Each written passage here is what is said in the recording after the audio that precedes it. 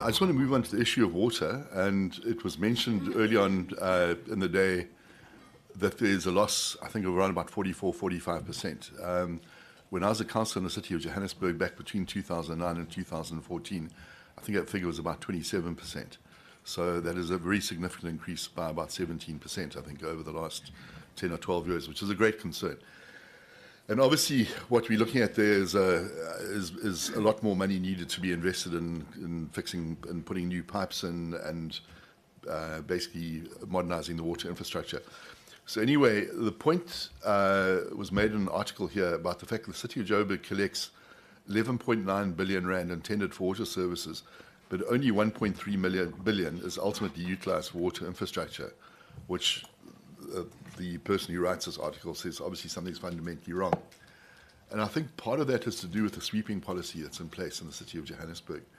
And I'm going to ask you a specific question about that, because it does relate to a PIE application that the DA put in on the 25th of October 2025.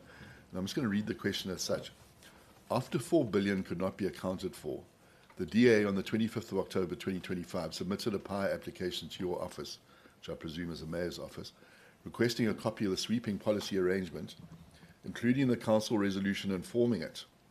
In the months since, Johannesburg Water has provided its bank statements, which show how you move money out of its accounts, but however you repeatedly fail to provide information on how the funds are sent back. And we've had to escalate to the information regulator. Here again, you're refusing to provide answers. Now before Parliament, Councillor Moreira, why have you not released the sweeping policy, and will you table it before this committee?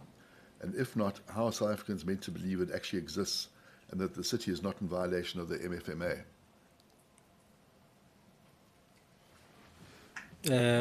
Maybe let me answer your question in this manner. You'd know that the city is undergoing a process of service entities reforms with National Treasury.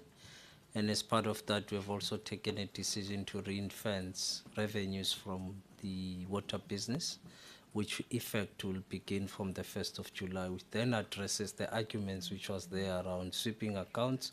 But from a technical view, I think the CFO can give you what sweeping accounts means and why we had that arrangement in the city. But moving forward, as part of the reforms, we'll be ring-fencing our revenue from the water business, and we'll start 1st of July with the water business, which will then later be followed by city power and later by our waste management business. So that's what we are doing in the city to resolve those issues. Thank you very much, Mr. Mayor. So can I just understand that then everything that has been raised by Johannesburg Water will be spent in Johannesburg Water, basically? Remember, we'll have to go through a particular structure of financial modeling where we agree of certain percentages that will then be ring-fenced. So at that point, we'll then announce how we are structuring but our teams are working on that financial modeling.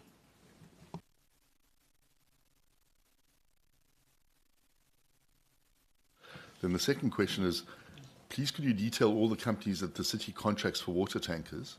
And can you confirm whether these companies were legally contracted? And in answering this, can you confirm or deny that Built Pro Construction and Nutty Necks are still performing water tankering services despite a court order barring them? Chabeni, if you can answer this one. So thank you very much. Honorable members, there are two companies currently that the Johannesburg Water has contracted for water tanker. The third company, the contract ended beginning of this year. The two companies that are still there is Nutinox and Bilpro. The court case that we are referring to, there was an appeal from the city, which that appeal was granted. Thanks.